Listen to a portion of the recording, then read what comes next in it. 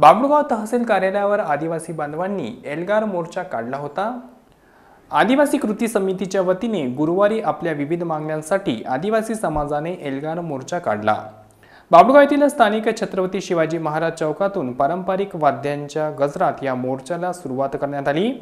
बाभुळगाव शहरात विविध मार्गाने मार्गक्रमण करीत मोर्चा बाभुळगाव तहसील कार्यालयावर धडकला। यावेळी तहसीलदार मीरा पागोरे यांना यावेळी निवेदनही देण्यात आले। अनुसूचित जमातीच्या यादीत बंजारा, धनगर इतर कोणत्याही जातीचा समावेश करू नये। आंध्र प्रदेशच्या धर्तीवर राज्यातही मनेरेवारुल वगळून कोलाबार अशी दुरुस्ती करावी।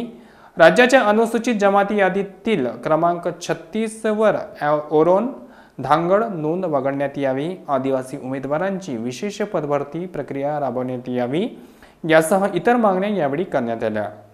निवेदन देतेवेळी नगरसेवक चंदू पडसाके, अर्पिता उईके, अमोल मेश्राम, निळकंठ मडावी, संजय कोयतोडे, हनुमान पेंदूर यासह असंख्य आदिवासी बांधव मोठ्या संख्येने उपस्थित होते।